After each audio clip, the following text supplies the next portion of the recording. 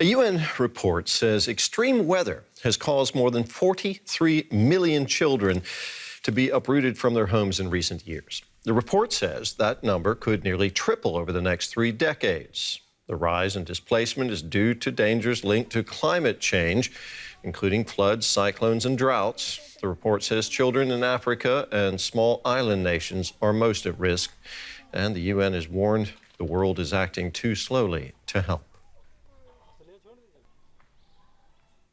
For more on this, we can speak to Verena Knaus. She's the Global Chief for Migration and Displacement at UNICEF. Thanks for being with us. Ms. Knaus, climate change is having devastating effects around the world. In which countries are children most severely affected? Yeah, it is indeed devastating, but it does depend on where children live. So countries where you have storms, cyclones, coinciding with seasonal floods are particularly at risk of these type of extreme weather events that are driving millions of children from their homes.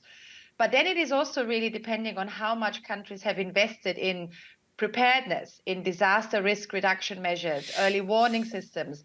And here we are really seeing that countries like South Sudan, like Somalia, that have very limited and constrained capacities to evacuate children, to actually just warn communities of a flood, a storm, that is where children are really absolutely most at risk. And then on islands that are experiencing one storm after another, it is often the highest proportionate number of children. So islands in the Caribbean, but also in the Pacific, that are just being battled by storm after storm, where in some cases 50, 60, 70% of children on an island are experiencing displacement in the face of such disasters. The report that we're talking about here shows that millions of children are being uprooted from their homes, in many cases indefinitely. Tell us about the dangers that those children face. I think we can all imagine the feeling of a flood washing through your house. We have memories of the pictures of Derna in Libya, the recent flash flood that literally washed away almost half a city. We can imagine the disaster of houses flying around. So from a child's perspective, even a child that is evacuated, which is the best case scenario where countries have capacities to warn, to evacuate, very often this is deeply traumatic. Children get separated from their families.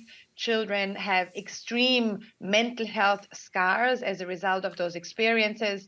In shelters, overcrowded shelters in particular, there's great risk of gender-based violence or sexual assault.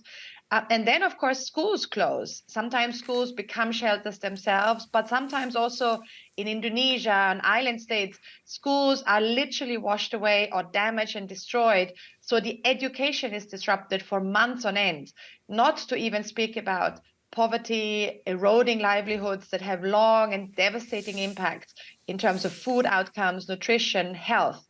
So it depends on where children are. It very much depends also on how resilient children themselves are. Do they have coping capacities? Do their families have savings? Are there systems in place to help communities recover? And that is why we don't just need to stare at these numbers and that reality with, fear. We need to take action, and we know what to do. We know now also better where children are most at risk. And this is in some ways really a call to action to invest where the greatest number of children is at greatest risk and where the coping capacities are smallest. Verena Knaus, the Global Chief for Migration and Displacement at UNICEF, thank you very much for your time. Thank you.